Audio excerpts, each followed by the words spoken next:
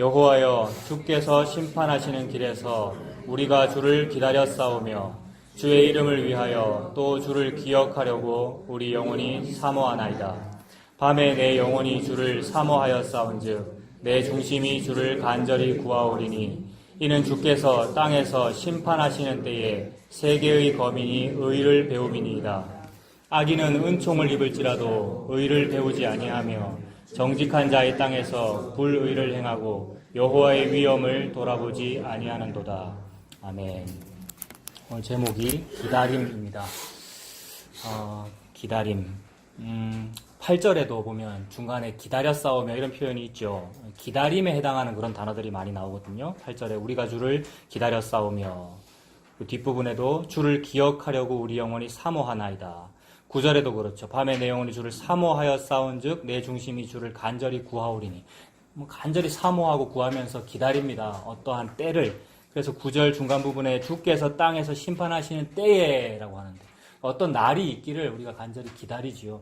그래서 8절과 9절과 10절이 어떠한 기다림에 대한 이야기로 느껴집니다. 저 어릴 때 이제 국민학교 1학년, 2학년 때 어디서 배웠는지 모르는데 그런 노래를 많이 불렀거든요. 가을밤 외로운 밤 벌레 우는 밤 이런 노래 아십니까? 가을밤 외로운 밤 벌레 우는 밤. 노래 굉장히 처량하거든요. 그 다음에 어떻게 되지? 초가집 뒷산길 어두워질 때 엄마 품이 그리워 눈물 나오면 마루 끝에 나와 앉아 별만 셉니다. 이런 노래 아십니까? 1학년 때 불렀거든요. 1학년, 2학년 때. 이거 유치원에서 들었을까? 하여튼 어떻게 들었는지 모르겠는데 그거 불렀는데 무슨 노래인지 모르고도 불렀는데 작년쯤에 우리 박옥성 집사님이 카톡에 이걸 올리셨어요. 어떤 가수의 노래더라고요. 생각나세요? 집사님 올리셨는데. 네. 그래서 제가 깜짝 놀랐어요. 그러니까 수십 년 지난 뒤에 노래 제목을 지금 까먹었다. 제목 모르겠어요. 근데 집사님 올리셨어요. 이런 노래가 있구나라는 걸 얼마 전에 알았는데 아무튼 옛날에 그런 노래 불렀습니다. 근데 그런 노래들이 많잖아요. 그거 말고도. 그리움에 대한 노래 많고요. 굉장히 막 애잔하고, 그리움, 무언가를 기다리는 마음. 근데 그런 게 이제 기다림이고, 그리워서 뭔가를 간절히 기다리는 거잖아요. 엄마 품이 그립고요. 그 다음에 사랑하는 님이 떠나서 돌아오기를 막 기다리고, 또는 두고 온 고향이 너무 다시 한번 가고 싶고, 그런 걸 향수라 그러지 않습니까? 향수. 향수라는 말, 그리움, 이걸 좀 어려운 말로 하면 노스텔지아, 이런 말이 있더라고요. 우리 문학 시간에 이런 데 옛날에 들어보면 그런 말 있었잖아요. 어려운 말로 노스텔지아, 그리움, 향수인데, 그 노스텔지아라는 말이 들어가는 유명한 시가 있습니다, 여러분. 그 유치환이라는 시인의 깃발이라는 시에 보면, 뭐죠? 이것은 그러니까 저 푸른 해원을 향하여 흔드는 영원한 노스텔지어의 손수건이래요. 이 시인이 이런 놀라운 표현을 했어요. 그러니까 마치 여러 가지로 비유할 수 있죠. 시는요, 시인의 마음보다도 그 시를 쓴 사람은 시를 쓰고 나면 더 이상 시인 자기 게 아니거든요. 시를 쓰고 나면 그 시는 시인으로부터 떠나서 청중들이 알아서 해석하는 겁니다. 그래서 이제 우리가 해석해 보는 거죠. 우리는 복음 아닌 것도 막 복음으로 해석하잖아요. 설국열차 이런 영화도 우리가 복음으로 해석하잖아요. 그래서 이 시도 이제 해석을 할 수 있어요. 그래서 마치 이제 남녀 관계로도 볼 수 있고 그런 무슨 가요도 있죠. 여자는 항구고 뭐죠? 여자는 항구고 남자는 배라서 바다로 떠났단 말입니다. 항구에서. 근데 항구에서 여자는 기다리는 거죠. 그리워하는 마음으로. 저 푸른 해원을 향하여, 저 푸른 바다를 향하여 노스텔지어의 손수건을 흔든다는 거예요. 이게 시는 자꾸 해석할수록 안 좋은데 여러분도 그런 느낌, 감흥이 들죠. 근데 이제 그 시인이, 유치환이라는 시인이 뭐라 그랬냐면 도대체 누구인가? 이러한 깃발 위에, 이런 깃대 위에 깃발을 맨 처음 달 줄 안 그 이는 누구인가? 제가 지금 정확한 시어가 생각은 안 나는데 그런 내용입니다. 청마 유치원의 깃발이라는 시 제일 마지막 부분이 누구인가? 이러한 그리움이라고 하는 노스텔지어의 이 손수건을 맨 처음 공중에 달 줄 알았던 그 이는 누구인가? 이렇게 끝나요, 시가. 여러분, 누구겠습니까? 예수님. 우리가 해석해보는 거예요. 이 그리움이 도대체 뭐지? 깃발을 펼쳤다는데 저 푸른 해원을 향하여 깃발을 날리고 있는 그분이 도대체 누구지? 집사님 예수님이라고 했습니다만 예수님이고 동시에 이제 하나님이시죠. 우리가 이미 이사야서에서 봤어요. 찾지는 않겠습니다만 앞부분에 이사야 13장 2절에 여호와께서 이제 바벨론을 처벌하시는 장면에서 여호와께서 민둥산 꼭대기에 기치를 세우시고라는 표현을 우리가 봤단 말입니다. 기치가 깃발이거든요. 청마 유치원의 깃발. 민둥산 꼭대기에 왜 세웠겠습니까? 잘 보이라고 세운 겁니다. 왜 민둥산에 세웁니까? 민둥산이라고 하는 것은 어떤 처절한 패배 이런 의미가 있죠. 다 완전 황폐해버렸으니까. 근데 또 나무가 많고 건물도 많고 이러면 깃발이 안 보여요.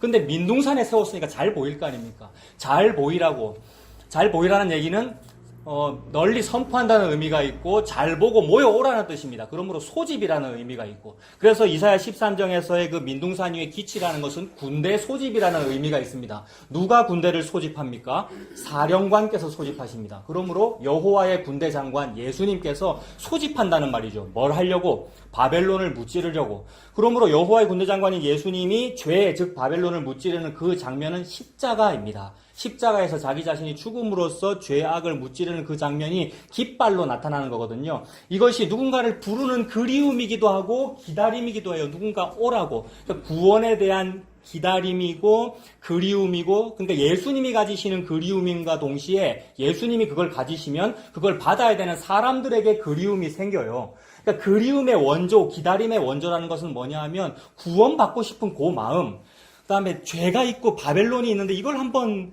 무찔러야 되는데 나는 바벨론이 아니고 나는 사탄이 아닌데 어찌하여 나와 사탄이 하나가 되어 있는가? 이걸 좀 분리를 시켜야 되겠는데 나는 하지 못한다. 우리가 하지 못하거든요. 저와 여러분들이 아무리 복음을 아니 무슨 교회를 다니니 우리가 해도 여전히 지금까지 죄 짓고 살았고 지금도 우리가 앞으로도 죄를 지을 것이고 그렇단 말입니다. 분리가 되지 아니한단 말입니다. 분리되지 아니하는데 어떻게 하면 이걸 한번 해결해볼까? 해결되지 아니하는 갈증이 있어서 어떻게 하면 해갈을 해볼까라고 하는 이 그리움의 원조가 예수님의 십자가 속에 있었단 말입니다. 그러니까 하나님께서 묵시 속에서 원래 그 계획과 그 예정이 있으시기 때문에 그거를 역사 속에서 펼치신 거거든요. 그래서 저와 여러분에게 그리움이 있고 기다림이 있다 이 말입니다. 제가 지금 하는 말 처음에 무슨 시도 있었습니다. 옛날에 무슨 노래가 있었습니다라는 그런 모든 것들이 우리 인간의 사상 속에 있는 문예의 사조잖아요.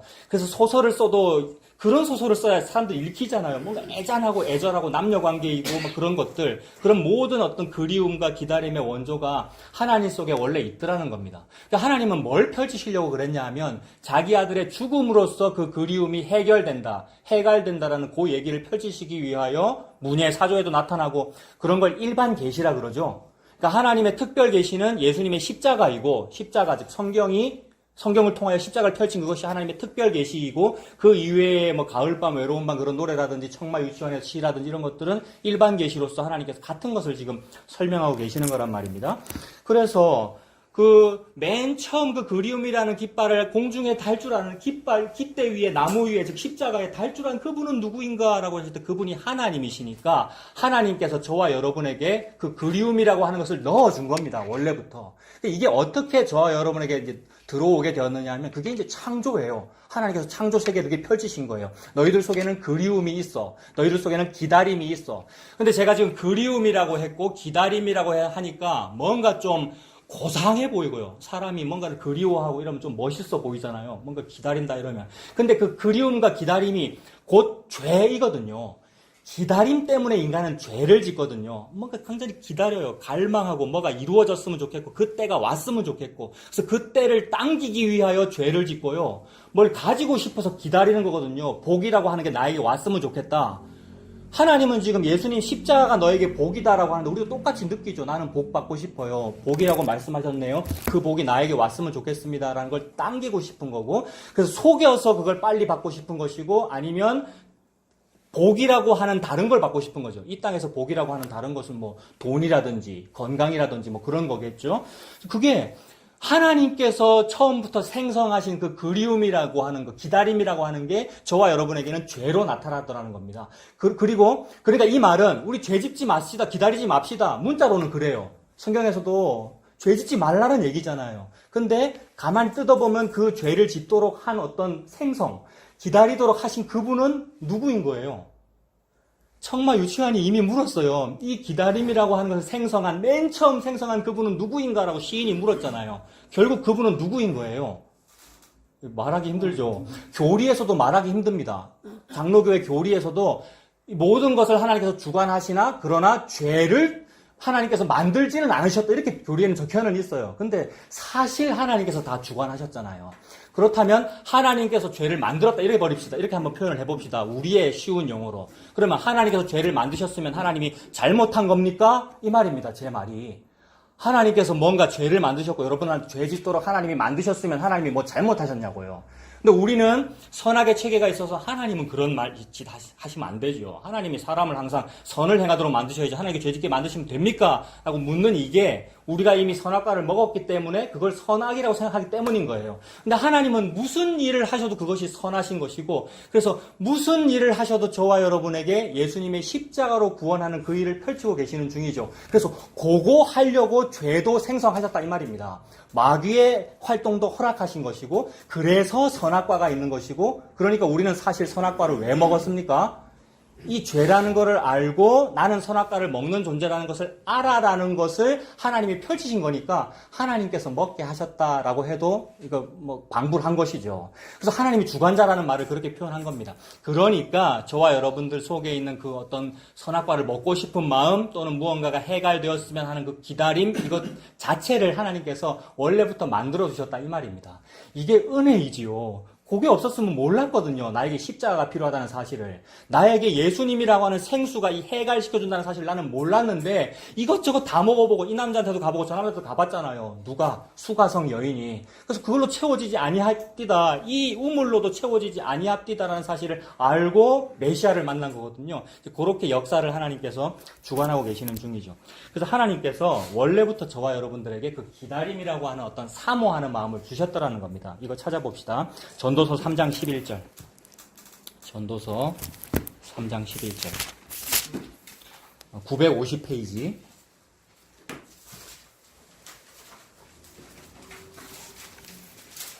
전도서 3장 11절에 하나님께서 모든 것을 지으셨대요. 하나님께서 모든 것을 다 주관하시고 만드셨어요. 선도 하나님 것이고 악도 하나님 것이고 다 하나님이 사용하셔요. 모든 것을 지으시되 때를 따라 아름답게 하셨대요. 그러면 악이나 죄인 것도 하나님께서는 아름답게 사용하시겠네요.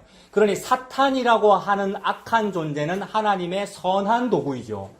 하나님께서 사탄을 선한 도구로 사용해서 일을 하시는데 우리는 나의 선악체계 때문에 이거는 좋은 거 저거는 나쁜 거라고 구분하고 살거든요. 근데 이건 나의 선악과 먹은 모습이구나. 하나님과는 하나님은 모든 것을 선하게 사용하셔서 나에게 어떤 때를 따라 일을 하시는구나. 그 때는 결국 예수님의 십자가입니다. 그래서 지금 여기서 때를 따라 아름답게 하시고 또 사람들에게는 뭐를 사모하는 마음을 주셨습니까?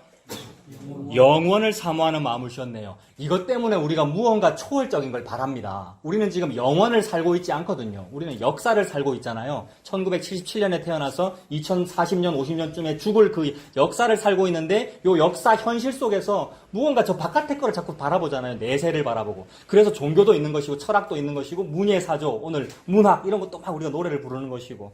그래서 하나님 영원을 사모하는 마음을 주셨기 때문에 우리가 그리움이 있어요. 속에 노스텔지어가 있고. 그 영원을 예수님 안 믿는 사람도 어떤 영원 속에 있는 무언가를 돌아갈 본향으로 은근히 느껴요. 사람 각자의 마음속에 무언가를 하나님을 부인하지 못할 뭔가를 다 주셨잖아요. 핑계치 못할 찐이라이지 않습니까? 그래서 사모해요 우리가. 그래서 노스텔지어가 있고 그리워하고 기다림이 있습니다. 영원을 사모하는 마음을 주셨느니라. 그러나 하나님이 하시는 일의 시종을 사람으로 측량할 수 없게 하셨도다. 사모하는 마음은 주셨는데 측량은 하지 못하도록 만드셨어요. 그러니 날과 시를 줄자로 재서 알 수가 없고 우리가 측량을 못하니까 무언가 제대로 알지 못하니까 손에 잡히지 아니하니까 그립고 기다리기는 기다리는데 잘 알지 못하는 그리움이 간절해지죠.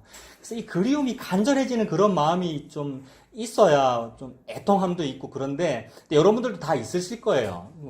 저 같은 경우는 사람마다 상황이 다르니까 저 같은 경우는 그 국민학교 5학년 때 처음 만났던 그 여자아이를 지금도 잊지 못하거든요. 영원히 잊혀지지 않는 이미지거든요. 내가 짝사랑했던 이거 이미 다 집사람한테 다 얘기했으니까 비밀 아닙니다. 근데 이제 그런 걸 언제 잊혀지냐면 다 커서 지금쯤 돼갖고 어느 날 딱 봤을 때 내가 기대했던 그런 여자가 아니네 뭐 이런 걸 봐야 이제 깨지는데 그죠? 근데 그게 측량할 수 없도록 해놓으셨단 말이에요. 못 봤어. 못 봐놓으니까 뭐만 이미지가 들어있는 겁니까? 그 좋은 이미지, 어떤 그리움의 이미지, 너무 보고 싶다라는 이미지, 기다림, 이런 것들만 남아있더라는 겁니다. 근데 그것이 이 역사 속에서 채우고 싶거든요. 채우고 싶으니까 다른 걸로 채우는 거죠. 뭐라고 할까요? 어떤 다른 욕망이라든지, 자기의 무슨 취미라든지, 아니면 악한 어떤 일이라든지로 채우고 싶은 이 허한 마음, 허기진 거. 그게 다 죄로 나타나더라는 거죠. 그러니까 종합하면 이 기다림, 그리움은 하나님이 주셨는데, 하나님이 주신 그 일을 통하여 저와 여러분에게는 뭐만 나옵니까? 죄만 나옵니다. 그래서 죄만 나오는 일을 통하여 하나님께서 뭘 하십니까? 그러니까 그 죄는 내 아들의 십자가로 해결하는 거야. 이걸 구원이라고 그래. 라고 구원을 펼치고 계시는 중이니까 이 기다림을 유발한 죄를 유발한 그 사탄이나 기다림을 유발한 그 선악과 먹음이나 이 모든 것을 하나님은 다 선한 도구로 사용하셔서 때를 따라 아름답게 하셨고 선한 일을 하나님께서 지금 펼치고 계시는 중이죠. 그래서 악인은 이거를 못 배워요. 오늘 지금 10절에 악인은 이걸 못 받아들이는데 의인은 어떻게 되느냐 하면 의인도 똑같이 악한 자인데 그게 맞네요 라고 하고 끌려가게 되더라는 거죠. 이 그리움을 느끼면서 기다림을 느끼면서. 그래서 이 영원을 사모하는 마음을 주셨는데 손에는 잡히지 아니하도록 청량하지 못하니까 우리가 그립고 무언가를 바라봐요. 그래서 성경 앞으로 가서 창세기 3장으로 한번 가봅시다. 창세기 3장 16절은 우리가 너무나 잘 아는 원시복음, 우리가 그렇게 말하잖아요. 3장 15절부터 보면 이제 선악과 먹고 나서 하나님께서 말씀하시죠. 여자와 뱀이 원수가 되어서 여자의 후손이 뱀의 머리를 밟아 이기리라는 그 얘기지 않습니까? 그러면서 이제 하나님께서 무언가 처벌을 내리시는 그 뉘앙스로 말씀하시는 게 3장 16절에 또 여자에게 이르시되 내가 너에게 임신하는 고통을 크게 더하리니 네가 수고하고 자식을 낳을 것이며 너는 남편을 원하고 남편은 너를 다스릴 것이니라 이렇게 말씀했지 않습니까? 이게 여자에 대한 처벌이잖아요. 그럼 아담과 하와가 있으면 하와가 잘못했으니까 하와한테 처벌했다라는 의미가 됩니다만은 동시에 또 남자도 처벌했죠. 수고하여야 땀을 흘려야 먹을 것을 먹는다. 동시에 성경에서 여자라고 하는 것은 예수 그리스도의 신부인 여자를 말하는 거죠. 그러니까 우리가 여자지 않습니까? 남자든지 여자든지 우리가 여자이고 교회이죠. 그러니까 교회가 여자인 거예요. 처녀딸 바벨로나, 처녀딸 시오나 하고 할 때 처녀딸 화목교회야. 보이지 아니하는 여러분들 그걸 여자라고 하죠. 근데 여자는 너는 남편을 원하고 남편은 너를 다스릴 것이니라 라고 했습니다. 그러므로 사람이 여자잖아요, 여기서. 너는 남편을 원한다. 사람이 어떤 남편을 원해요. 이게 남편이라고 하는, 남편은 뭐냐 하면 가장이고 경제적인 어떤 고대 근동 사회에서는 경제권이 남편한테 있는 거잖아요. 나를 책임져 줄 누군가를 원한단 말입니다. 그래서 이 사람이 무언가를 원하는 마음을 하나님께서 지금 처벌로 주신 거예요. 처벌로. 근데 하나님의 처벌은 징계는 동시에 복이거든요. 하나님께서 버린 자식은 징계하지 않을 것인데 하나님의 자기 아들, 딸은 징계하실 거 아닙니까? 그래서 이 징계로 주신 것은 복입니다. 우리 속에 무언가를 원하는 마음을 주신 거. 그래서 영혼을 사모하는 마음을 우리가 받았고 동시에 남편을 원하는 마음을 받았단 말입니다. 남편을 원하는 마음을 받았기 때문에 남편이 내 말고 다른 거 좋아하면 막 시기 질투가 나고요. 그래서 야곱에게는 아내가 4명 있었는데 그 4명이 서로 싸우죠. 서로 합한채 같은 거, 그러니까 뭡니까? 성적인 어떤 약이잖아요. 이런 걸 통해서라도 남편을 오늘 밤 나와 동침하게 만들고 서로 싸우는 남편을 원한단 말입니다. 남편을 원하는 그런 마음은 하나님께서 주셨어요. 이것이 부부관계이기도 하고 성적인 표현이기도 하면서 동시에 사람의 죄를 말합니다. 우리 인간이 무언가를 원해요. 근데 우리가 무언가를 원함으로써 그 너무도 원하는 그 신랑, 남편이 나에게 오는 일을 하나님께서 하고 계시는 것인데, 원함은 나에게 있는데 그 원함이 나는 뭐로 표현되느냐 하면 죄로 표현됩니다. 다른 남편, 다른 남자. 애굽이라는 남편을 원하고 바벨론이라는 남편을 원하고, 근데 그 남편을 원하는, 남편을 기다리는 그리움 자체는 누가 줬느냐 하면 누가 줬습니까? 하나님이 주셨죠. 하나님은 역사를 쓰고 계시는 중이죠. 너는 남편을 원한다. 네 죄 때문에. 네 선악과 먹었기 때문에 처벌로 네가 받은 거야. 누군가를 그리워하는 그 마음. 그 그리움 때문에 우리가 죄 짓잖아요. 식욕으로 죄 짓고 성욕으로 죄 짓고 부부관계도 왜곡되고 그것이 이 땅에 왜곡된 어떤 성이고 그러잖아요. 이 다 근원이 다 하나님께서 그렇게 펼치셨다라는 겁니다. 그런데 남편을 원하는데 그 원함이 아내가, 신부가 원함이 잘 이루어지지 않아요. 성적으로 왜곡돼요. 근데 남편은 뭘 하냐면 남편은 너를 다스릴 것이니라 이럽니다. 그럼 하나님은 하나님의 말씀이 하늘에서 하나님의 입에서 출발하면 그 말씀하신 대로 반드시 되거든요. 그러므로 우리는 남편을 원하는 일을 계속합니다. 즉 우리는 계속 죄만 짓습니다. 근데 무슨 일이 벌어지느냐? 남편은 너를 다스린다. 남편이 나를 다스려요. 남편이 너를 다스리는데 혹시 내가 잘못하는 바람에 내가 계속 죄를 짓고 말이야. 내가 계속 남편을 과하게 원하는 이걸 계속하는 바람에 남편이 날 다스리는 걸 못 이루어지면 어쩌지? 이게 우리의 걱정인데 상관없단 말입니다. 왜냐하면 하나님께서 남편은 너를 다스릴 것이니라고 말씀하셨기 때문에 말씀하신 대로만 이루어진다는 거죠. 하나님께서 이렇게 펴주실 겁니다. 그러면 이게 뭐하고 이제 짝이 되는 말씀이 되느냐 하면 짝이 된다 이렇게 표현할 건 없고 뭐하고 이렇게 병행이 되느냐 하면 바로 다음 장에 4장 한번 보면 4장에는 가인이 아벨을 죽인 장면이 나오지 않습니까? 그때도 하나님께서 가인에게 이제 야단치시는 거죠. 4장 7절에 보면 네가 선을 행하면 어찌 낯을 들지 못하겠느냐? 선을 행하지 아니하면 죄가 문에 엎드려 있느니라. 죄가 너를 원하나 너는 죄를 다스릴지니라. 이렇게 표현합니다. 그러니까 지금 하나님이 가인 보고 7절 제일 끝에 뭐라 그랬어요? 죄는 너를 원하는데 너는 죄를 다스린다라는 요 표현. 그러니까 죄가 무언가를 원한다? 근데 뭐는 뭐를 다스린다라는 이 표현이 조금 전에 3장 16절에도 있었잖아요. 여자는 남편을 원하고 남편은 여자를 다스린다라는 이 구도가 그대로 죄인 가인에게도 똑같은 거예요. 죄가 너 가인을 원하는데 원함이 똑같이 있죠? 그러니까 원한다. 기다린다. 무언가를 내 욕망 채우기를 그리워한다라는 요게 죄라는 얘기입니다. 가인이 그 죄가 있기 때문에 아벨을 죽인 거잖아요. 근데 사실은 너 가인 네가 죄를 다스렸어야 했어라는 겁니다. 근데 이 가인은 남자잖아요. 근데 실패하는 남자란 말입니다. 근데 하나님은 아담도 실패하는 남자인데 실패하지 아니하는 마지막 남자를 나중에 보여주시죠. 그러니까 아담은 처음 아담이고 두 번째 아담이라는 말은 없습니다. 두 번째 아담은 뭐냐면 마지막 아담이거든요. 마지막 아담은 예수님이잖아요. 그럼 첫사람 아담 또는 첫사람 가인, 첫사람 차경민 이런 사람들은 다 실패하는 남자이고 실패하지 아니하는 마지막 남자를 주신단 말이죠. 그 마지막 남자는 예수님입니다. 그래서 예수님이 죄를 다스릴 거라는 걸 보여주는 거죠. 그래서 처음에 3장 16절에서도 예수님이 하와를 다스릴 거라는 걸 보여준 거예요. 예수님이 신랑이니까. 하와는 저와 여러분, 즉 신부 교회이고, 그러므로 교회는 남편 없이 교회가 되지 못하죠. 교회에 남편이 다스려야만 교회가 됩니다. 그러니까 예수님이 교회의 머리가 되시는 것이고 여자는 교회에서 조용히 하라는 말이 그 말이고요. 교회는 교회에서 조용히 하라 그 말이죠. 여자는 조용히 하라 이 말이. 그래서 이거 지금 같은 구도를 보여주더라. 그러니까 사람이 우리가 어떤 신랑 되신 분을 원하고 그리워하고 기다리는 그 마음은 하나님이 넣어주신 것이고 동시에 그 마음으로 인하여 우리는 죄를 짓습니다. 이 예수님이 나한테 오기를 원하는 그 마음이 곧 죄가 되는 거예요. 근데 보세요 여러분. 지난번에도 썼는데 예수님을 우리가 어떤 총각이라고 하고 이 진리라는 총각이라 해보자 그랬지 않습니까? 이쪽에 이제 이 진리라는 존재가 있고 처녀들이 이쪽에 있는데 그분이 나를 다스리는 것이고 그분이 나에게로 오시는 것이고 이거를 어려운 말로 성육신이라 했는데 우리가 그분을 기다리는 거 아니에요. 근데 기다리다가 다 기다리지 못하고 그 기다림이 바르지 못하고 어떻게 되느냐 하면 이쪽에서 주로 절로 갑니다. 기다리는 것이 아니고 여기에서 저쪽으로 간다고요. 이게 향방 없이 다름질을 하는 거거든요. 바울이 강조하는 다름질 할 때 향방 있게 다름질을 해야 되고 표대를 향하여 뛰어야 되는데 니들이 여기서 저쪽으로 뛰는 것은 표대 반대쪽으로 뛴 거야가 된단 말입니다.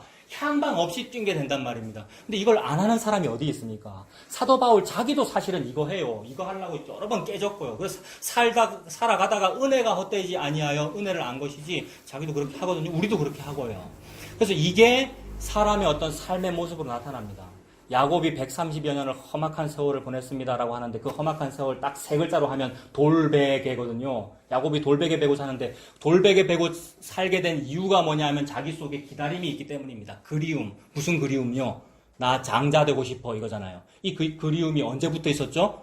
엄마 뱃속에서부터 있었습니다. 그러므로 누구인가 이 그리움을 처음부터 엄마 뱃속에 넣어준 그 이는 누가 넣어줬습니까? 하나님이 사람 속에 넣어줬어요. 그래서 우리가 창조된 거예요. 그리워하라고. 이거를 종합적으로 딱 쉽게 말하면 죄 지으라고 만들었다 이 말입니다. 근데 인간이 그런 존재로 피조물로 태어나놓고는 때는 죄 안 짓는데요. 그게 죄예요. 나 죄 짓고 있는 중인데, 나는 이제 복음을 이제는 알았으니까 나는 좀 다릅니다. 그게 아니더라는 겁니다. 아, 해갈되지 아니하는 그리움을 이미 넣어주셨구나. 그 그리움을 통해 무언가를 하라는 것인데, 나는 참 그것이 아니 되네요를 알라고 자꾸 여기서 저쪽으로 뛰도록 만듭니다. 그래서 돌베개 베고 자는 거고요. 그래서 라반집까지 가야 되는 것이고요. 그래서 광야에서 돌베개 베다 무언가 본 것이고요. 근데 그 길을 통하여 무언가 여기서 이쪽으로 오는 무언가를 하나 보여주십니다. 그게 진짜 기다림의 어떤 종결이에요. 저기서 이쪽으로 오면 그 기다림이 이제 끝날 수 있죠. 근데 과연 끝나는가 이제 그것도 나중에 나올 것인데 하나님은 지금 그 일을 하고 계십니다. 그래서 아내가 남편을 원하는 그 마음 때문에 욕망이라는 것이 있고요. 그리움이 있고 기다림이 있습니다. 얘기를 조금 더 하면 이거는 뭐 성경 외적인 부분일 수도 있는데 보통 이렇게 설명을 하죠. 하와에게 원시복음 주셨잖아요. 여자의 후손이 모든 문제를 해결할 거다라고 하니까 하와는 빨리 여자니까 후손을 낳아야 해결될 거라는 게 생길 거 아닙니까? 빨리 아들 낳고 싶죠. 그러니까 빨리 아들 낳고 싶으니까 남편을 원해야 하잖아요. 이 말대로. 남편을 원하고. 그래서 빨리 남편을 원해서 낳은 아들이 누굽니까? 첫째 아들이? 가인이더라는 거죠. 가인으로 해결됩니까? 해결 안 되잖아요. 살인사건만 일어나잖아요. 이렇게도 설명합니다. 그러니까 이 그리움과 기다림이라는 것이 빨리 아들을 낳아야 돼. 여자의 후손이 있어. 나는 해결되니까 싶어서 내가 서둘러 무언가를 일을 하는 거. 그런데 맞아요. 악기는. 여자의 후손이 해결하는 거 맞잖아요. 근데 하와가 생각하는 여자의 후손은 가인이었고 하나님이 말씀하시는 하와의 후손, 여자의 후손은 누구인 겁니까? 저 뒤의 마리아의 후손 예수 그리스도를 의미하는 거지 않습니까? 그러니까 같은 이야기를 하고 있는데 우리 인간은 좀 급한 것이고 빨리 이루어졌으면 싶은 것이고 이 기다림을. 그래서 그게 욕망으로 나타납니다. 이거를 누가 주셨냐면 하나님이 주셨어요. 그래서 하나님이 우리 인간을 갈망하는 인간으로 만들었습니다.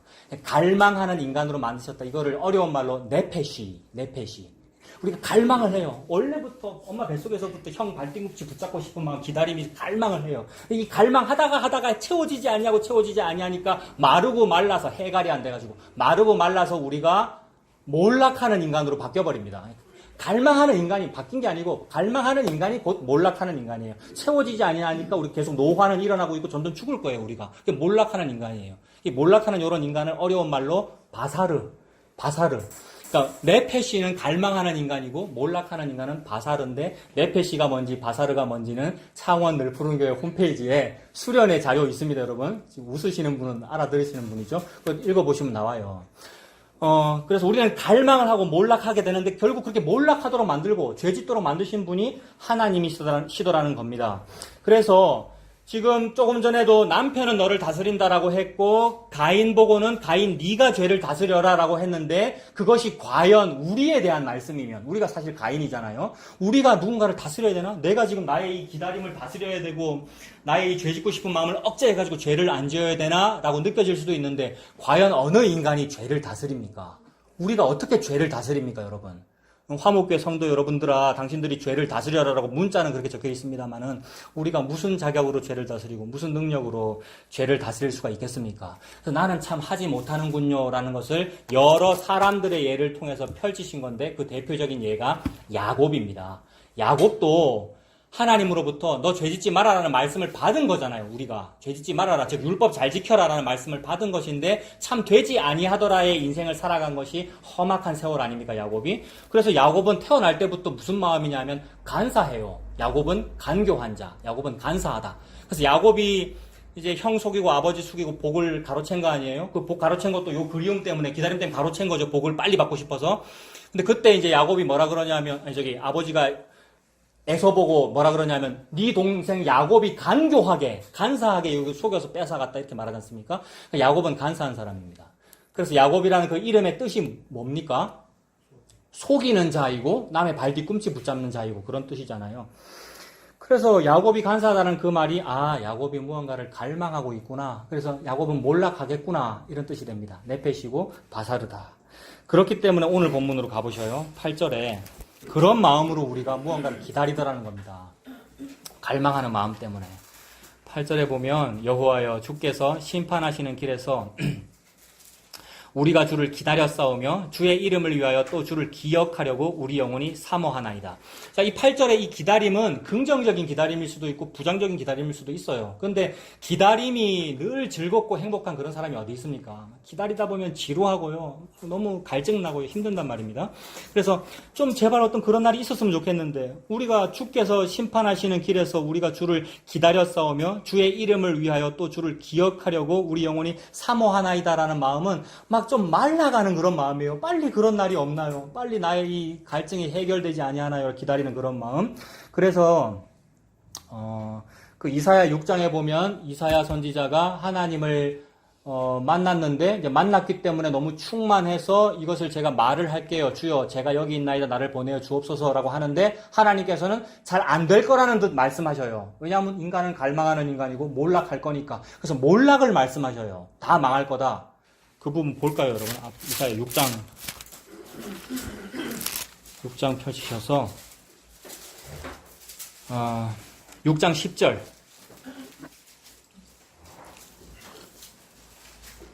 이사야는 뭘 잘하고 싶은데 하나님은 잘 안 될 거라고 그럽니다. 6장 10절에 이 백성의 마음을 둔하게 하며 그들의 귀가 막히고 그들의 눈이 감기게 하라. 염려컨대 그들이 눈으로 보고 귀로 듣고 마음으로 깨닫고 다시 돌아와 고침을 받을까 하노라 하시기로. 참 이상하잖아요. 이사야는 지금 빨리 기다림을 끝내고 싶은데 이거는 마치 더 기다리라고 말씀하시는 것 같아요. 잘 안 될 거라는 얘기예요. 너무 간절하죠. 그러니까 더 기다리게 되는 거죠, 이사야는. 그래서 언제까지 기다려야 됩니까를 물어보는 겁니다. 11절에 내가 이르되 주여 어느 때까지니까? 이거 언제까지 기다려야 됩니까? 그 말이잖아요. 근데 하나님 언제까지라고 대답하시는 겁니까? 성읍들 다 황폐하고 가옥은 다 무너지고 이 토지는 황폐하게 되고 아무도 없고 10분의 1이 남아있을지라도 13절에는 10분의 1이 남아있을지라도 이것도 황폐하게 될 것이나 밤나무와 상수리나무가 배임을 당하여도 그 그루터기는 남아있는 것 같이 거룩한 씨가 이 땅에 그루터기니라 라고 말씀하시는 거죠. 다 망하게 될 것이다. 즉 몰락하는 인간이 될 것이다 라는 의미이고 그런데 결국 몰락하고서도 그루터기 하나는 딱 남을 거다. 여기까지 하나님께서 이제 기다리게 하실 거라는 거죠. 그래서 이제 이사야가 이 계시를 받은 거잖아요. 그래서 이 기다림이 무언가를 알기 때문에 그걸 아는 사람은 어떻게 되느냐 하면 8장에 가보십시오. 이사야 8장에. 8장 16절을 보면 보세요. 너는 증거의 말씀을 쌓아매며 율법을 내 제자들 가운데 봉함하라. 말씀을 쌓아매고 봉함하면 어떻게 됩니까? 여러분 요새는 성경책들이 다 쌓아매며 봉함하게 되어 있어요. 여러분 성경책 보면 다 자크 달려 있잖아요. 우리 화목교회 좋은 교회 다니시는 분들은 목사가 다 떼라 그래서 뗐잖아요. 그죠? 근데 주로 성경책 다 여기 자크 달려 있죠. 말씀이 다 봉함하게 돼 있잖아요. 이게 이제 뭐랄까요? 말씀이 인봉된 거지 않습니까? 인봉되면 안 돼요. 말씀은 펼쳐져서 우리가 읽을 수 있어야 되지. 근데 봉함됐다 이 말은 뭔가 안 좋은 이미지예요. 보여주지 않겠다는 말이고 이게 아까 이사야 6장의 그런 이미지하고 같은 것이고 그냥 못 봐요. 못 보는데 이사야는 알아요. 아 기다리라는 말이구나. 이 기다림을 우리 속에 주셨구나라는 걸 알아요. 그래서 기다립니다. 17절에 이제 야곱의 집에 대하여 얼굴을 가리우시는 여호와를 나는 기다리며 그를 바라보리라.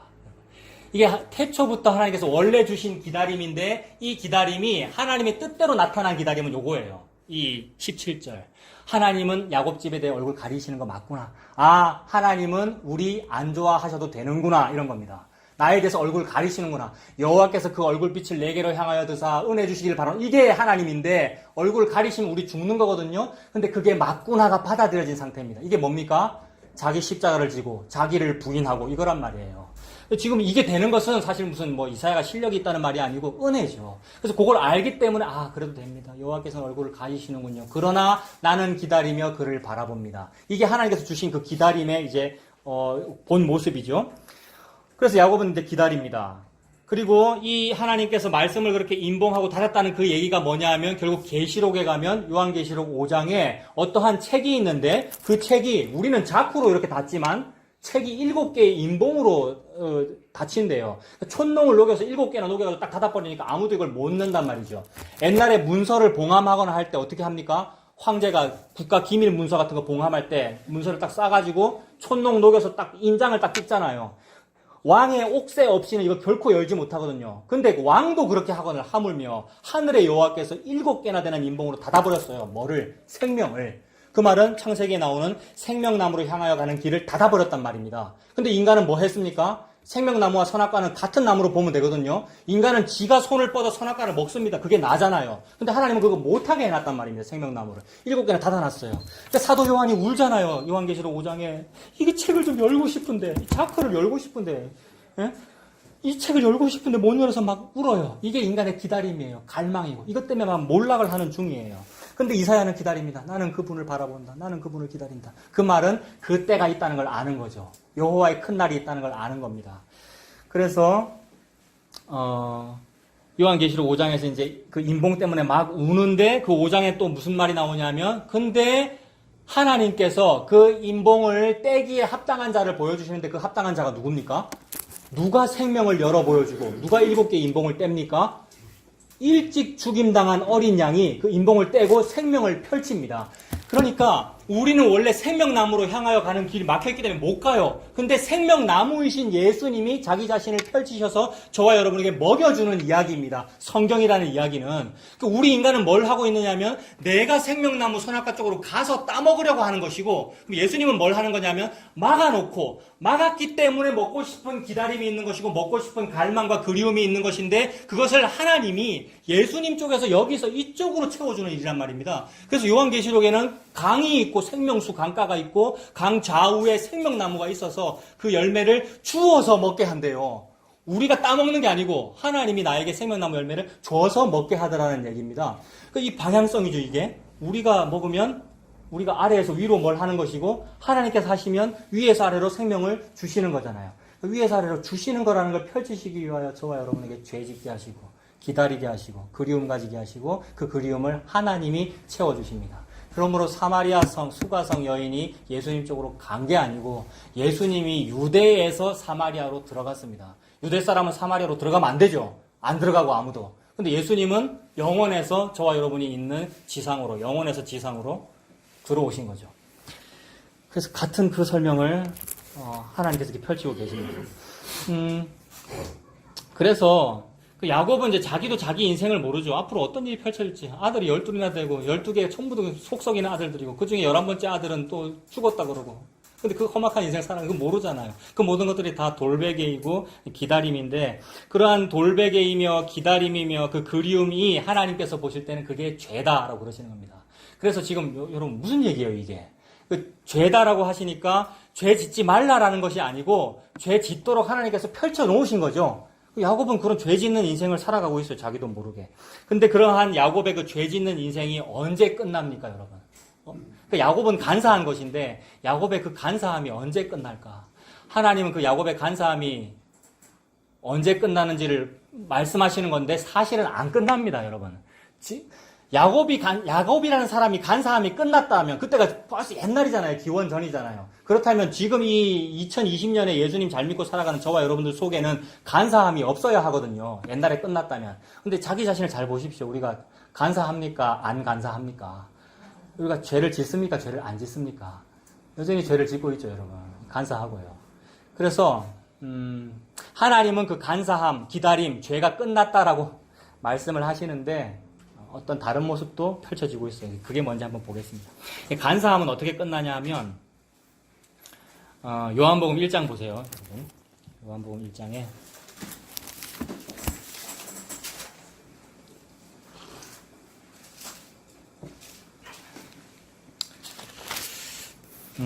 요한복음 1장은 이제 뒷부분에 가면 예수님께서 제자들을 부르시잖아요.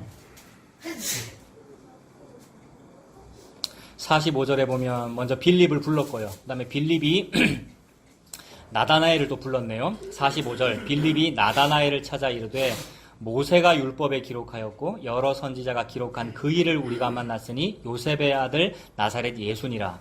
나다나엘이 이르되 뭐라 그럽니까? 나다나엘이 예, 이게 무슨 말입니까? 빌립은 지금 너무 기분이 좋아가지고 나다나엘 니도 기다렸고 나도 기다렸던 그 메시아를 우리가 만났어. 그러니까 그 메시아는 누구냐면 저 나사렛 사람 예수라는 그 청년이야 이렇게 말했더니 나다나엘은 성경을 잘 아는 사람이 유대인들은 기본적으로 성경을 알고 메시아를 기다립니다. 기다린다고요. 기다림 같은 거죠.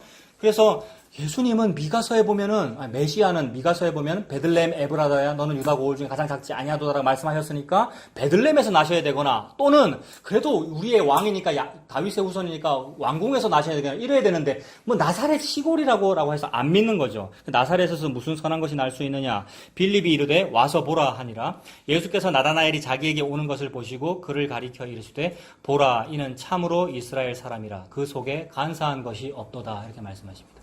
나다나엘이라는 사람이 바로 가인 같은 사람이고요. 우리입니다. 그리고 아담이고 다른 말로는 야곱이지요. 모든 사람은 다 같고 모든 사람은 다 여자이고요. 교회 여자이고 하와입니다.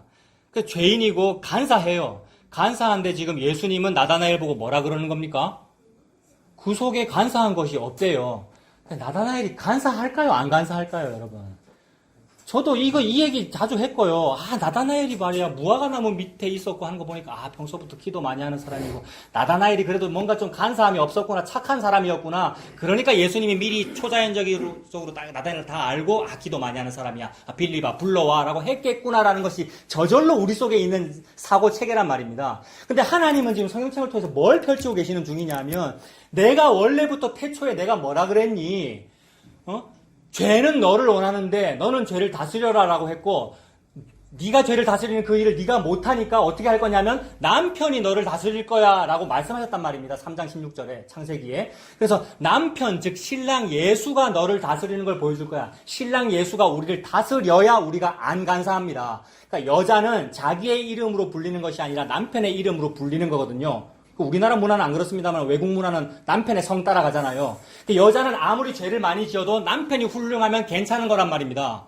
그래서 그 얘기를 펼치는 거예요. 그래서 나는 죄인인데 죄 안 짓는 남편이 나를 다스리면 남편이 나를 다스릴지니라가 펼쳐지는 거라고요. 그래서 에베소서의 남녀관계를 말씀하시는 겁니다. 에베소서에 부부가 어떻게 해라, 남편은 어떻게 사랑하고 여자는 어떻게 복종해라. 근데 나는 지금 남녀관계 얘기하는 것이 아니라 이 비밀이 크도다. 나는 교회와 그리스도에 관하여 말하노라를 펼치고 계시는 중이죠.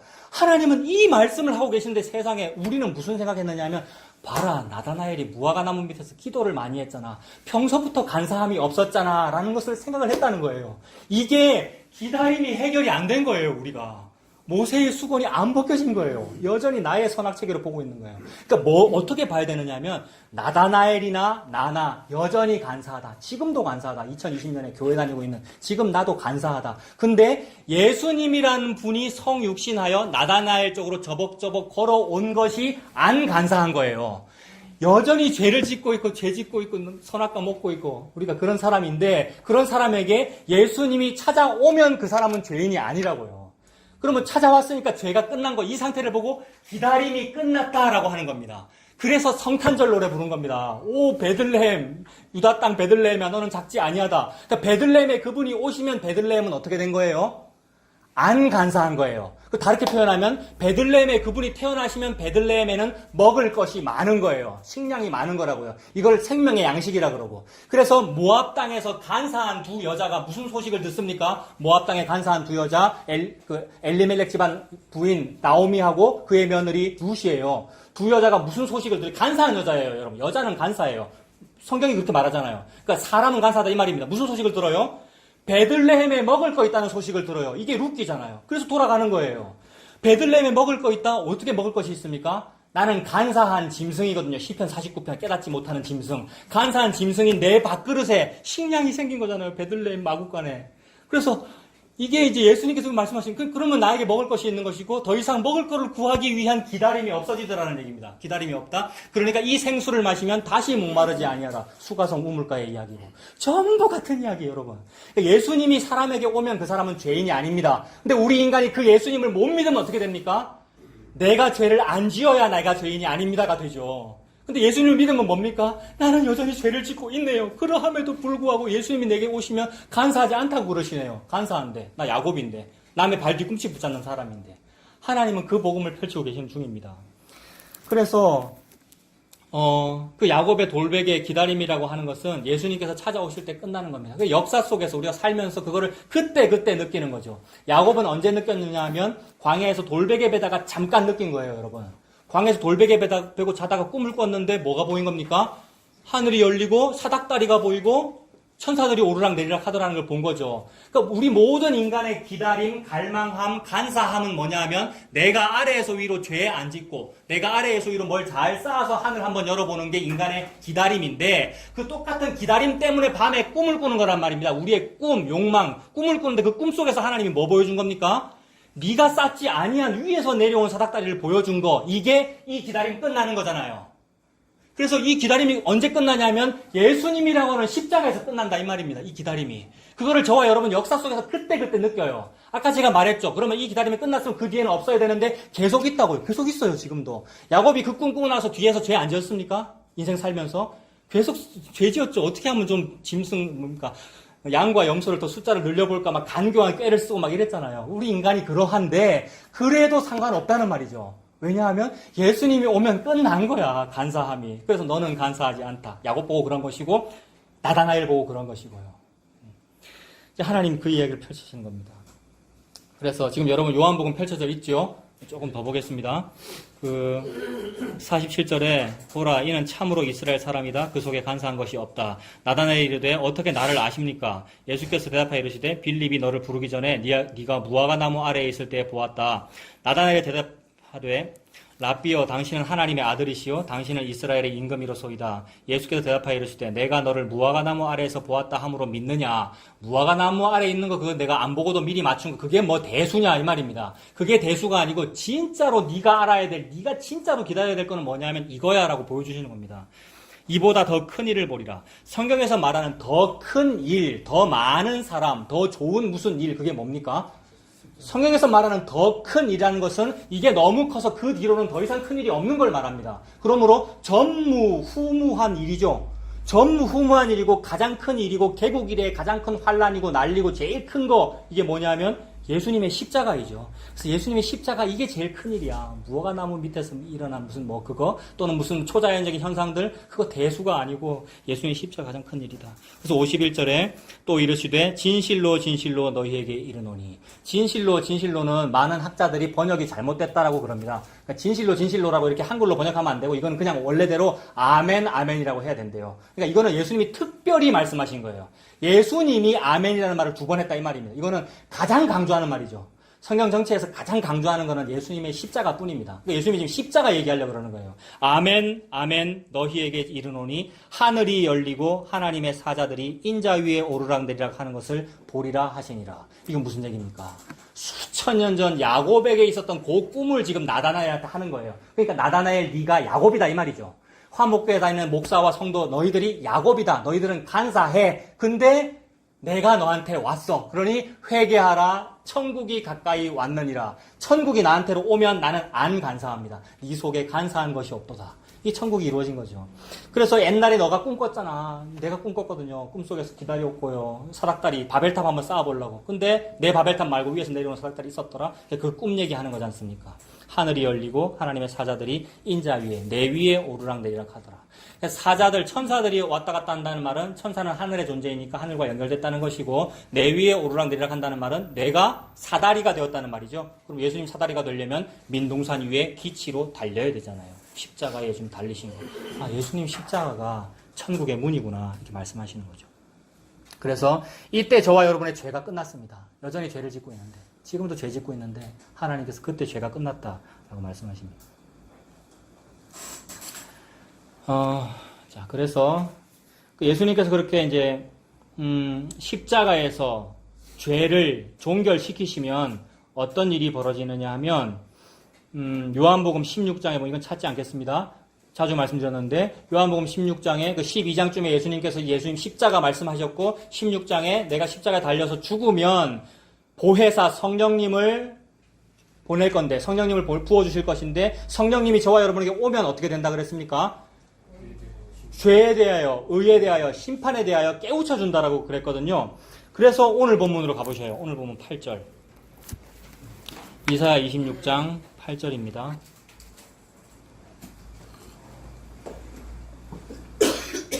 그 26장 8절, 9절, 10절이 간절히 기다리는 것인데 그 기다림이 끝나는 거란 말입니다. 그 기다림이 이루어지는데 어떻게 이루어지느냐 하면 죄와 의와 심판에 관한 말씀이에요. 8절에 주께서 심판하시는 길에서 우리가 주를 기다려 싸우며 라는 거잖아요. 그다음에 주의 이름을 위하여 또 주를 기억하려고 우리 영혼이 사모하나이다. 밤에 내 영혼이 주를 사모하여 싸운즉 내 중심이 주를 간절히 구하오리니 이는 주께서 땅에서 뭐 하십니까? 심판하시는 때에 세계의 거민이 뭘 배웁니까? 의를 배웁니다. 심판을 언제 알고 의를 언제 한다 그랬습니까? 성령님이 부어지실 때, 예수님 십자가 돌아가실 때, 그때 의를 알고 심판이 뭔지를 알아요. 11절에 죄가 나와요. 악인은, 이게 죄잖아요. 악인은 은총을 입을지라도 의를 배우지 아니하며 정직한 자의 땅에서 불의를 행하고 여호와의 위엄을 돌아보지 아니하는도다. 요한복음 16장에 죄와 의와 심판이라고 할 때 뭐가 죄라 그랬습니까? 요한복음에서는 예수님을 믿지 않는 게 죄거든요. 그러니까 악인은 뭐냐 하면 예수님을 안 받아들이는 거, 이게 죄란 말입니다. 그래서 악인은 은총을 입을지라도 의를 배우지를 않아요. 하나님께서 그렇게 주관하신 거겠죠. 은혜가 없으면 그렇게 되죠. 8절과 9절과 10절이 죄와 의와 심판에 대하여 깨우치시는 내용이죠. 그러니까 이렇게 깨우치신 그분은 누구냐 하면 성령님인 거죠. 성령님은 저와 여러분에게 어떻게 주어지느냐 하면 예수님께서 십자가에서 죽으실 때 주어졌습니다. 그러면은 아까 우리 인간을 말하기를 갈망하는 인간이라 그랬고 몰락하는 인간이라 그랬는데 그게 뭐 네페시고 바사라는 말로 할 수 있는데 그게 다 영혼이라는 뜻이거든요. 그 옛날에 뭐 우리나라 표현에 이런 거 있죠. 사람을 보고 아이고 뭐 저 사람이 또는 저놈이 이렇게 안 하고 아이고 이놈의 소나 뭐 이렇게 표현하지 않습니까? 아이고 소나 이렇게 말하잖아요. 그게 손님이라는 뜻도 되고 그죠? 사람을 보고 손이라 그러죠. 또는 귀신을 보고도 손이라 그럽니까? 맞죠? 손 없는 날 이러잖아요. 그런 것처럼 외국 문화에서는 아이고 이놈의 영아 이렇게 할 수 있거든요. 우리 문화에서 이놈의 소나 이것처럼 아이고 이놈의 영아. 그러니까 영이 사람인 거죠. 또는 귀신이기도 하고. 영, 영혼, 사람, 인격체를 의미한단 말입니다. 네페시도 영이고 바사르도 영인데 루아흐도 영이거든요. 그러니까 루아흐도 영, 인격체, 사람, 어떤 성령님 다 포함되는 용어란 말입니다. 그러니까 우리 인간을 일컬어서 이 기다림이 해결되지 아니하는 그 상태는 네페시고 바사르인데 예수님께서 십자가에서 지시고 돌아가실 때 부어주는 영이 임한 사람을 보고는 루아흐라 그러거든요. 그러니까 이놈의 소나가 이놈의 귀신아의 뜻에서 교회야로 바뀌는 겁니다. 예수님의 성령이 임한 사람, 교회, 성도 그런 사람을 보고 루아흐라고 그런다고요. 그러니까 루아흐는 뭐냐 하면 성령님입니다. 그 성령님을 어떻게 부어주시느냐 하면 요엘서 2장 보십시오. 요엘서 2장 1272페이지.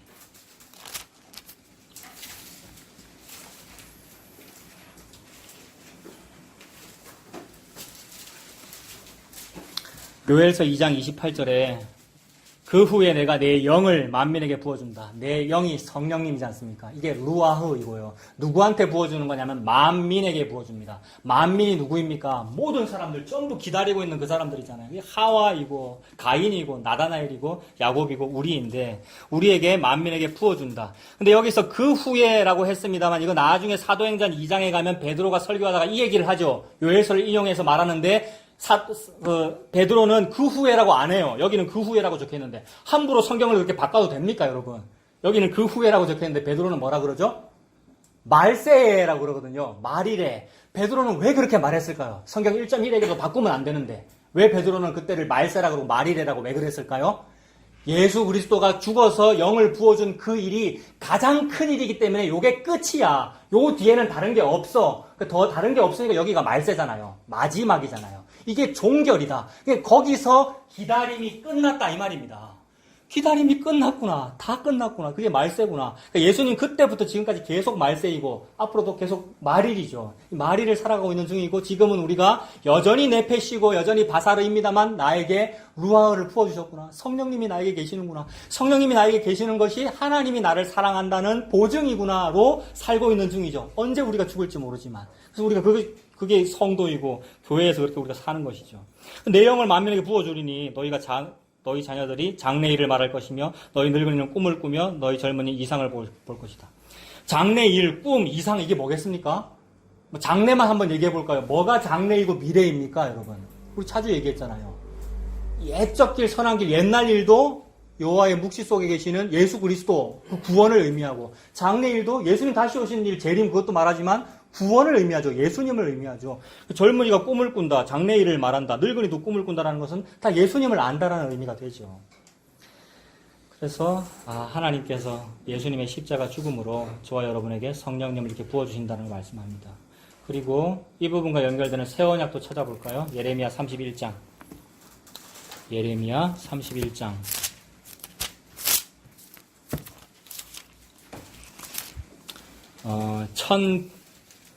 1102페이지. 1102페이지, 예레미야 31장 32절.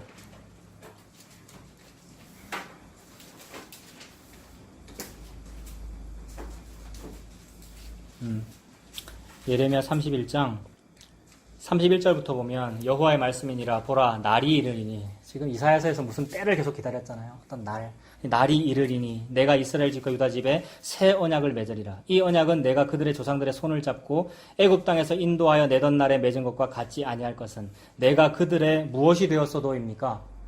남편이 되었어도. 옛날에는 남편이 너를 다스릴 거다라고 했는데 다스림 안 받았습니다, 여러분. 여자가. 그러니까 옛날에도 그렇고 지금도 그렇고요. 우리 집만 그런지 모르겠습니다만은, 여자가 오히려 남편을 더 원하고, 많이 원하고, 다스리려고 하고. 우리 집사람이 그렇다는 얘기는 아닙니다. 근데 이제 하나님께서 말씀하시기를, 내가 네 남편인데도 내 말대로 안 하잖아, 이 말입니다. 근데 이제는 계속해서 내 말대로 안 하는 니는 죄를 계속해서 짓고 있는데도, 근데도 괜찮아, 이 말입니다. 계속 간사하고, 계속 죄를 짓는데도, 그래도 괜찮아, 이 말입니다. 예수님이 괜찮아라고 말씀해 주신 게 얼마나 큰 은혜인지. 나는 죄인인데 예수님이 나에게 오신 그것이 네 죄가 그대로 있어도 괜찮아라는 그 말입니다.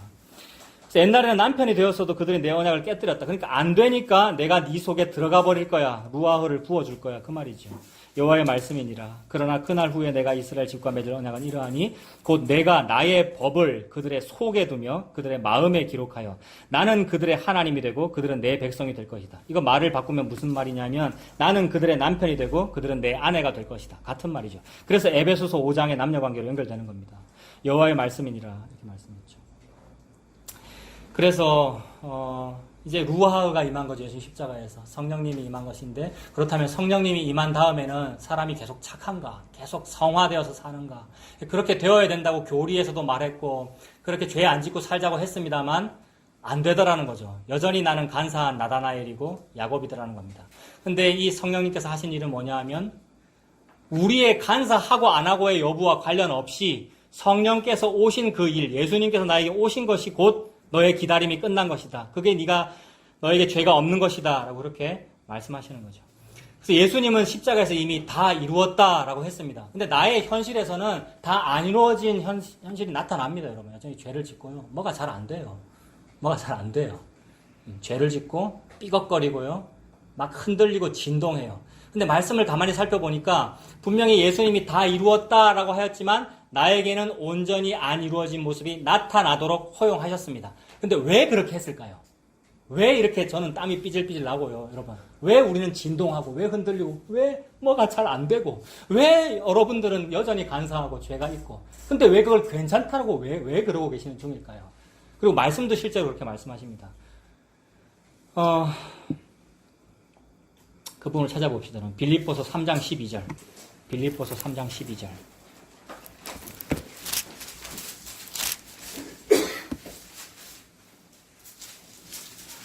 예수님께서 분명히 다 이루신 거 맞아요. 다 이루셨는데 그분이 말씀하시기를, 동일한 성령께서 성경을 기록하시기를 빌립보 3장 12절에 내가 이미 얻었다 함도 아니요 온전히 이루었다 함도 아니래요. 예수님 십자가에서 다 이루었다라고 했는데 온전히 이루었다 함이 아니래요. 오직 내가 그리스도 예수께 잡힌 바 된 그것을 잡으려고 달려가노라 이렇게 말합니다. 사도 바울이. 그러니까 분명히 예수님이 다 이루셨으면 다 이룬 것인데 나에게는 여전히 다 이루어지지 않은 모습이 다 나타납니다.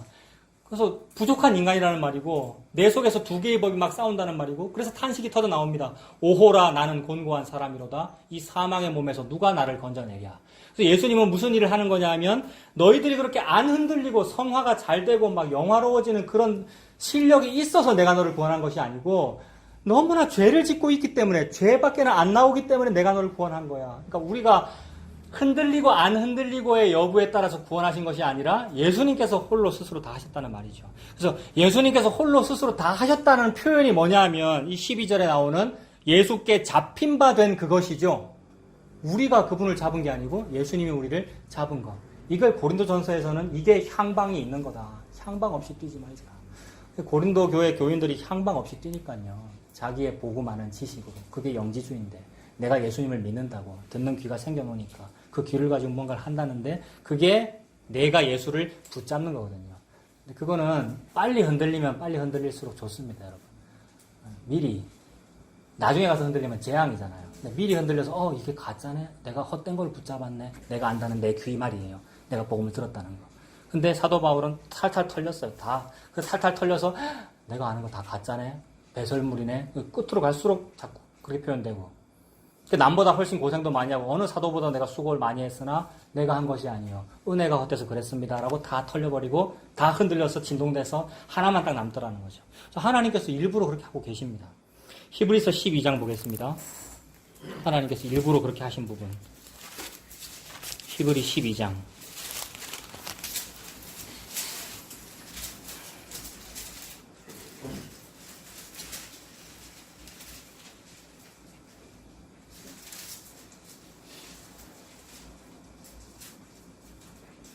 12장 24절부터 보면 아까 구약에서 언급했던 새 언약이 나오지요. 새 언약의 중보자이신 예수래요. 그러니까 예수님이 주인공인 거죠. 및 아벨의 피보다 더 나은 것을 말한대요. 아까 이 예수를 말하기 위해서 그리고 가인에게 나타난 그 기다림을 말하기 위해서 아벨 죽인 거 말했지 않습니까? 그러므로 아벨이 피 흘린 것이 굉장히 중요한 일인데 하나님은 아벨의 피보다 더 나은 거래요. 더 낫다 또는 더 크다, 더 많다 이 전부 다 뭐라 그랬습니까? 예수님 십자가를 말하는 거죠. 더 나은 것을 말하는 뿌린 핀이라 예수님 십자가입니다. 이게 새 언약이 이루어진 것이고 그래서 이거 두려워하라는 말입니다. 25절에 너희는 삼가 말씀하신 일을 거역하지 말아라. 땅에서 경고하신 일을 거역한 그들이 피하지 못하였거든 하물며 하늘로부터 경고하신 일을 배반하는 우리일까 보냐. 그때에는 그 소리가 땅을 진동하였거니와 이제는 약속하여 이르시되 내가 또 한 번 땅만 아니라 하늘도 진동하리라 하셨느니라. 이 무슨 말이냐면 저와 여러분에게 있는 모든 이론 지식체계 내가 이 귀로 뭘 들었다는 것을 전부 흔들어 버리겠다는 말입니다. 싹 다 흔드셔서 내 자아를 기다림을 다 종결시켜 버리시고 단 하나만 주시겠다는 말입니다. 27절 이 또 한 번이라 하심은 진동하지 아니하는 것을 영존하게 하기 위하여. 진동하지 아니하는 것이 무엇입니까? 예수님께서 다 이루었다라고 말씀하신 그 말씀이 진동하지 아니하는 것이고 그 나라이고 예수님 자체가 진동하지 아니하는 겁니다. 이것만 영존해요. 그래서 이것만 영존하기 위하여 나머지는 다 온전히 이룬 게 아닌 것 같아가 나타난다고요. 그래서 사도 바울이 내가 온전히 이루었다 하는 것은 아닙니다 이랬잖아요. 그래서 온전히 이루었다 한 것도 아니요 다만 나는 붙잡힌 바 된 것을 바라봅니다 이랬지 않습니까? 붙잡힌 바 된 것이 뭐냐면 예수님이죠. 진리라는 총각이 처녀를 잡았다는 그것만 바라봅니다로 탈탈 털린다는 겁니다. 그 진동하지 아니하는 것을 영존하게 하기 위하여 진동할 것들 곧 만드신 것들이 변동될 것을 나타내십니다. 그러므로 우리가 뭘 받았습니까? 흔들리지 않는 나라를 받았죠. 흔들리지 않는 나라를 무슨 그릇에 받았습니까? 우리가 질그릇에, 흔들리는 그릇에 흔들리지 않는 나라를 받았어. 나는 흔들리고 있어요. 근데 이 흔들리는 내가 난 안 흔들릴래요. 나는 죄를 안 지을래요. 나는 좀 더 완벽해질래요. 라고 하면 그게 은혜를 못 받는 것이고 흔들리는 나라이지만 흔들리지 않는 나라를 내가 받았습니다라고 믿어지는 것이죠. 흔들리지 않는 나라를 받았은즉 뭐 하잡니까? 28절에 흔들리지 않는 나라를 받았은즉 뭐를 하잡니까? 은혜를 받자랍니다. 그러니까 안 흔들릴래요라고 하는 것이 은혜를 못 받는 것이고 계속 죄인인 채로 있을 수밖에 없는 것이 은혜를 받는 거죠. 그래서 은혜를 받자. 이로 말미암아 경건함과 두려움으로 하나님을 기쁘시게 섬길지니 우리 하나님은 소멸하는 불이심이라. 이 은혜를 받으시는 저와 여러분 되시길 바랍니다. 기도하겠습니다. 하나님 아버지 모든 말씀을 통하여 예수님 십자가를 말씀해 주셔서 감사합니다. 그 예수님 십자가를 통해서 성령님께서 내게 오셨음에도 불구하고 나는 여전히 온전히 이루어진 것 같지 않은 모습만 나타납니다. 그런데 말씀을 읽어보니 그러한 것이 정상이구나. 그러하니까 예수님께서 온전히 다 이루었다라고 말씀하셨구나 라는 것이 느껴지게 해주셔서 감사합니다. 이것이 은혜를 받는 것이군요. 이 은혜 받아 살아가는 우리가 되도록 인도하여 주시옵소서. 예수님 이름으로 기도합니다. 아멘.